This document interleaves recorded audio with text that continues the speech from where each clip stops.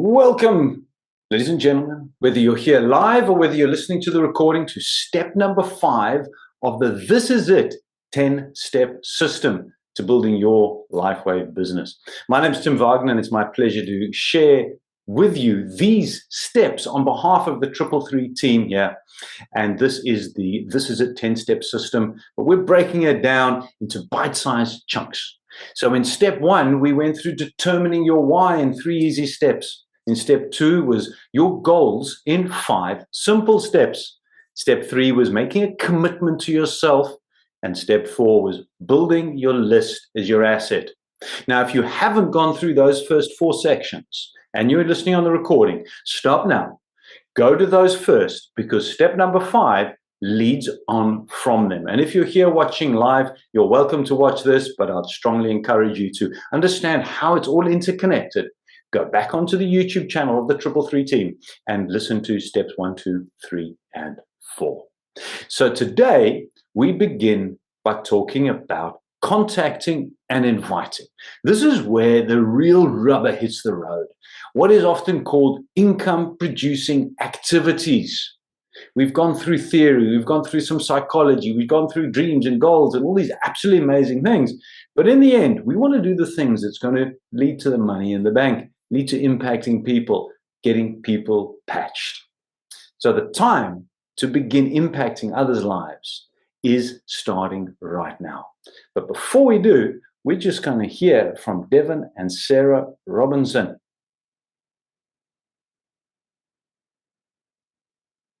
Prospecting.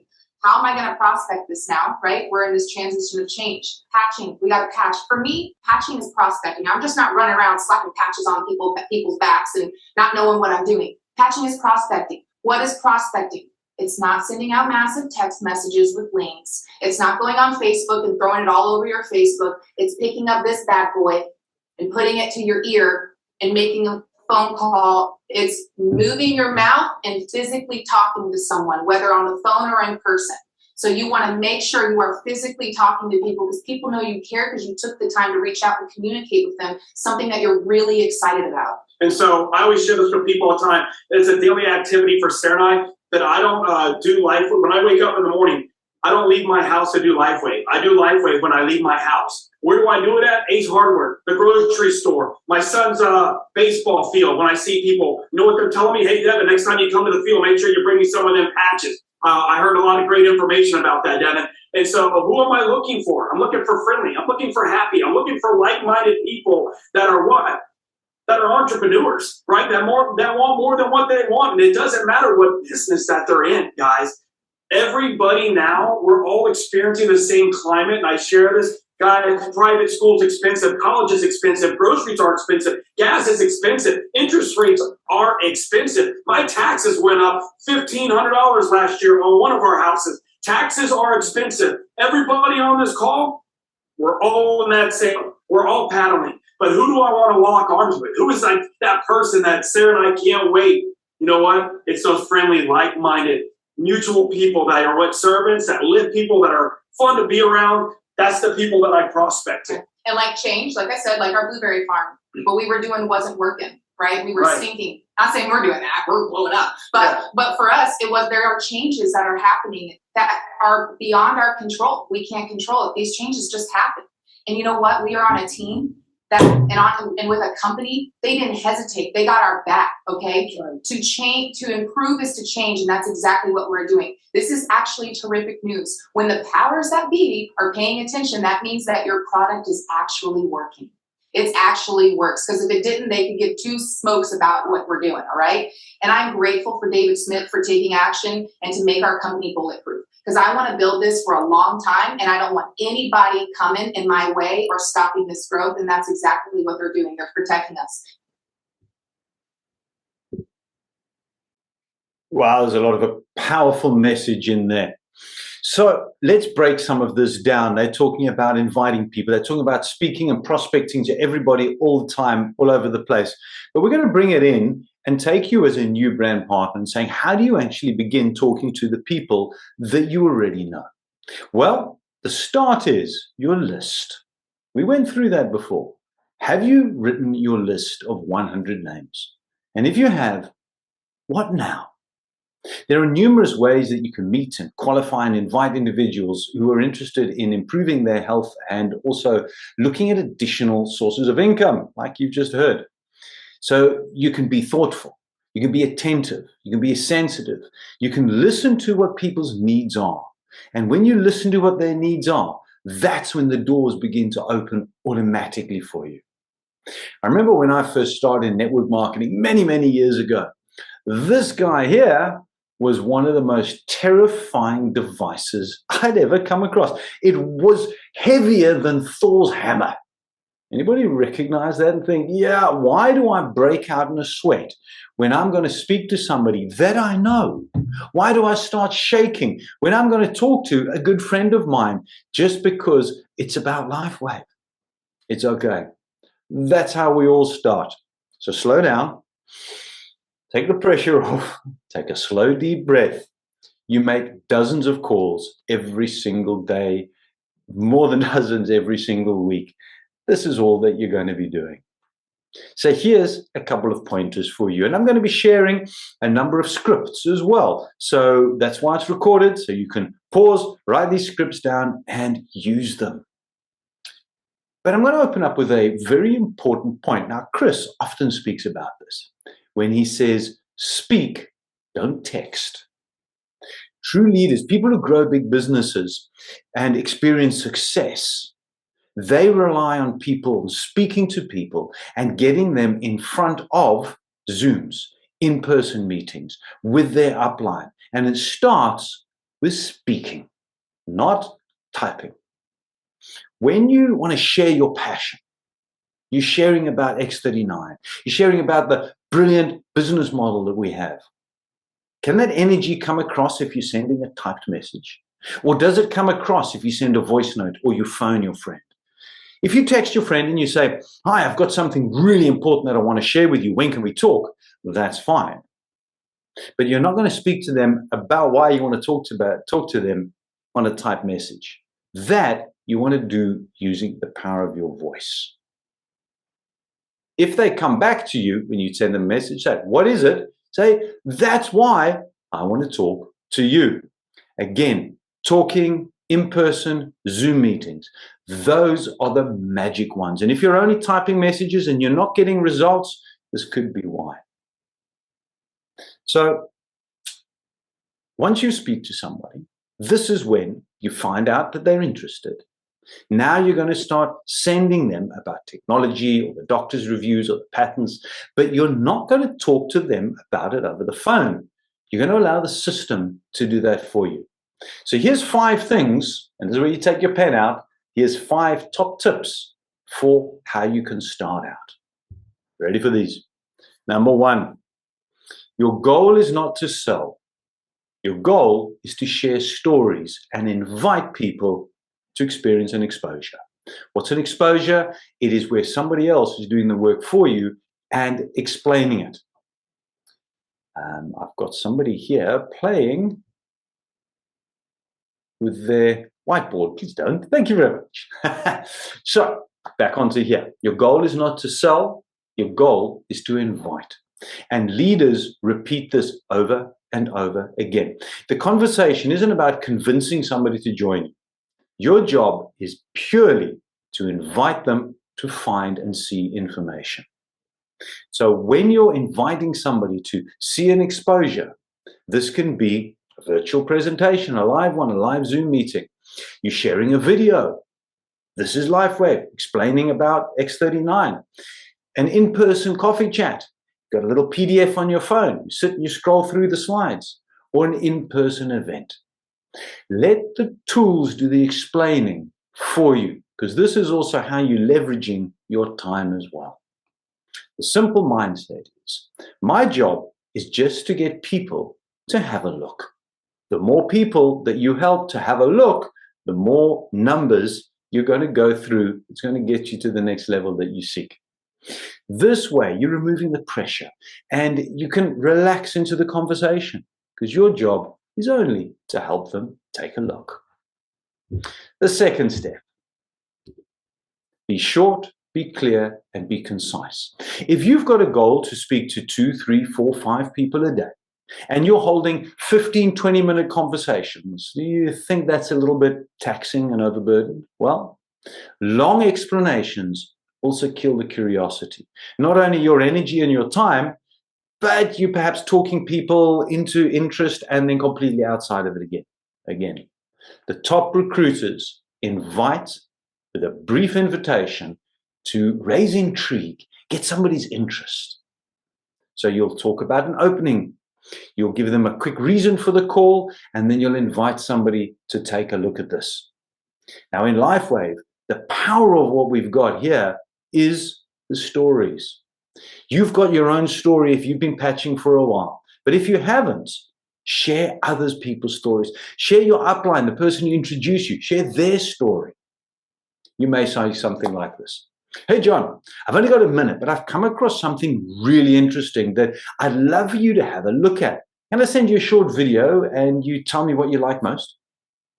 Short, curious, no pitch. Leaders emphasize the simplicity. So keep it natural, keep it conversational. And remember, you're going to use your voice, not a typed message. Number 3, create urgency and respect time. I've mentioned to you already that to talk to 15 minutes to 5 people a day is perhaps a little bit too much and not very easy to duplicate. So keep it short and sweet. A common technique taught by professionals is to say, I'm busy. When people sense you're busy, they have a sense that you've got a purpose. They're going to respect your time as well. So you may begin the call like this. I'm running out of the door, but I quickly wanted to share something with you. Now, there's a psychological cue in there that reduces somebody's objections or wanting to hang on to a conversation. Because you can always then say, great question. As I said, I'm running out the door. You're going to get that answered on the video you're sending them, the call, the Zoom, whatever it is. So create urgency, respect their time. They don't want to be tied up for 15 minutes, which is something they may say not interested in. So keep it short and sweet. Number 4, ask questions and listen. Great network marketers, great consultants. They're not salespeople. They are excellent at asking questions. Start off. How are you? How's things at work? If you know them, how's the kids? How's the wife? How's the husband? What are you focusing on? What's new and exciting for you this year in business? Show that you care and you have interest in them. And then listen. You want to listen if you can find out what's called an echo, something that comes back at you. You want to listen for their needs, their frustrations, their goals, their health challenges. Their business is going not so well. You're looking for that little hook. So then when you're going to talk to them to invite them in, you now find out, you now know what that need is. So inviting then becomes a whole lot easier when you know what they're looking for and they know that you care. Number 5. Always set up the next step. Very, very rare will it be that somebody's going to join on the first exposure. In traditional sales, the numbers range between 7 to 11 exposures before somebody said yes. Now, in our industry, I believe that's a lot less, but it's very unlikely it's going to be done on the first one. So that means that you need to plan the next conversation. As an example, they come back and they say, sure, Tim, send me the information. You say, great. I've got a short video. It's a 5-minute video clip that I'm going to share with you. When you watch it tonight, I'm going to give you a call tomorrow to find out what you like most. You're sort of setting it up. You're telling them it's only 5 minutes. Watch it tonight and I'll call you tomorrow. You've got the follow-up set. And the follow-up, the next step, is critical after any exposure. But we'll talk about that in following steps that are coming up. If you want to get a little bit more about the conversations and how to broach these and get going, then on page 369, you'll find a wonderful recording where you've got Chris, George, and Harvey all talking about how to start a conversation about LifeWave. That one in the toolbox is well worth listening to. So let's go through a couple of scripts here with you. And the key thing with a script, write it down so that you have it. And as you're going along, you're going to keep it your own. You're going to make it your own. Have words which you use all the time. Don't use somebody else's words because you heard them using it. That's just not going to be natural. So you may say, "Hi, David. How are you? How's the kids? How's work going? We must catch up sometime." That's your base opening the door. You're going to wait for a response, and you're going to look for something, as I mentioned, about the echo. So when they come back to you, if you've asked how they are, human nature typically says, "How are you?" Now, if they don't ask that, I would just move on. But when they do, and most people will ask, "Well, this is us. This is what we're busy with. How are you?" You're going to respond back, "Great to hear from you. Listen, I've just started a new project. I'm very excited about this as it's helping so many people improve their health and their well-being. And for me, it's given me so much more energy. I'd love to share some information with you. So I'm going to send you a 3-minute clip explaining some of this information. Check it out. Have a look at this. Take a few minutes. And then I'm going to give you a shout tomorrow. I want to find out what you valued most." 30 seconds, 40 seconds at the most. That's all that you're going to do. Here's another example for you. After you've connected, "Hi, John. How are you? How's the kids? How's work? We must catch up sometime." Then they come back. Now you've got some common ground, or they've asked you, "How are you doing?" They've said, "Business is great. The family's not so good. I've been sick, come from hospital," whatever those feedback is. You say, "Listen, John, the reason I'm actually reaching out to you is that I've been doing a lot of research about a new product and some amazing health technology. It's a stem cell activation patch that's really taken the world by storm. And this science and the research I've done around this is absolutely incredible. So I thought of you and your family and really wanted to share some information with you." Now, there's a great friend of mine. He's doing a call on Tuesday night at 8 p.m. I'd love you to jump on. Have a listen what he says. How does that sound? So you're going to invite him. You're giving a bit of context and inviting him. He's going to come back and he goes, "That sounds interesting." You say, "Fantastic. I'm going to share the Zoom call with you on Tuesday before the meeting. But for the moment, I'm just going to drop you a video that'll give you a teaser and a taster on what this is." And then you drop them one of the small videos, an introduction, a little bit of LifeWave. But the key thing is you're connecting, you're polite, you're inviting. They've come back with a yes. You give them a little bit of information. And don't forget to send them that Zoom link. Now, why do I like sending them the Zoom link on the day? Because people forget. So we're here also to remind them. There's been multiple times when people have not come to the meeting and I've got back to them the next day and they said, "Oh my goodness, I forgot." So send it to them. But if they forgot, you still sent them the video, didn't you?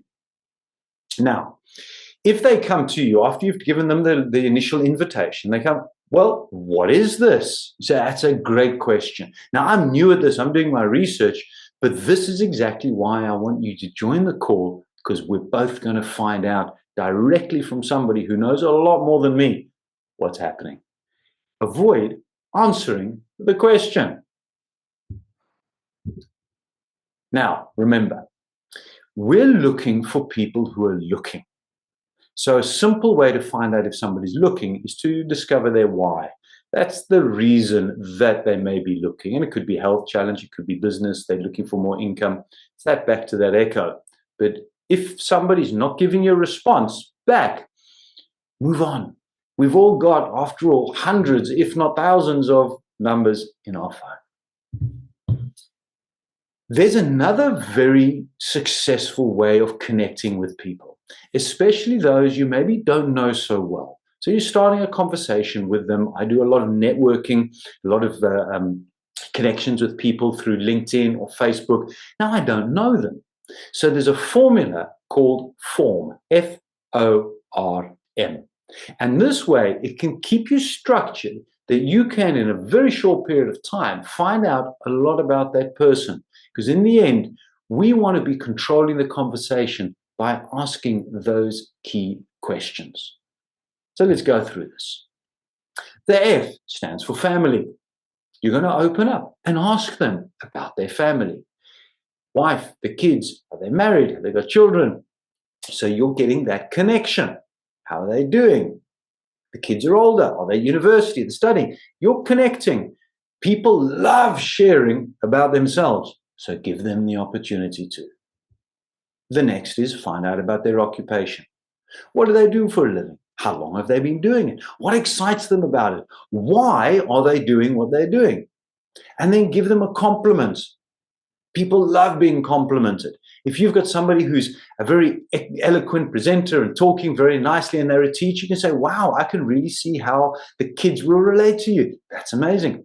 You're again connecting, and people love being complimented. So ask these questions. And when you're asking about their occupation, you may start finding that they're not so excited about it anymore. So you can ask them, how's it going this year? How was last year? Last year for me was a roller coaster of chaos. Man, I saw my income dropped. I had to re-strategize. How did you find business last year? What are you finding in your economy this year? Again, you're asking those questions about their occupation to find that reason that you can hook in. Then the R in form is recreation. What do they enjoy doing? What do they do in their leisurely time? So you're doing this for business. When you're not working hard, what do you like doing? Again, you're looking for a connection. I love playing golf. That's amazing. What golf courses have you played on? I don't play golf, but I'm going to ask him questions about what he does. Show an interest in their recreation. Show interest in their activity. You may find that you don't do what they do, but your upline does. You say, that's wow, it's amazing. My senior business partner loves playing golf, and he was telling me about this golf course. Wow, really? I'd love you one day to meet with him. Again, connection, rapport. So what do they like doing in their spare time? Now, here's something that I found a lot when I'm networking with business professionals. They don't have the time. So what do you think my hook is if they don't have the time to do what they love doing recreationally, because business is all consuming? My question then is, what would mean to you if you could buy back some of your time so that you could do what you love doing? You see, you're looking for what they're saying and a hook to be able to lead into it. Then the M, the last one in form, is motivation. Their why. Try to find out what is motivating them, what interests them. Family, expensive, inflation, petrol prices gone through the roof, kids at university, that must cost you an arm and a leg. Wow, I remember when I sent my son to university, it cost me a fortune. What does it cost now?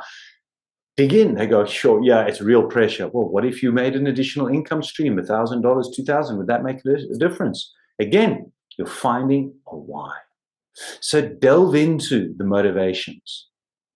And as you practice this more and more, you're going to be able to see those little hooks and know when to ask another question. That's the magic of form. It's always a great way to fall back on when you're meeting people, whether it's in person, around the party, you want to go in your head, form, family, occupation, recreation, motivation. They're going to love it that you're asking so many questions because you appear very interested, which of course you are. Now, here's a key thing. In the beginning, if you're just starting out, you go, oh, I feel a bit uncomfortable about this. I'm not too sure. That's normal, especially if you've never done any calls before. How do you break outside of discomfort? Do it anyway.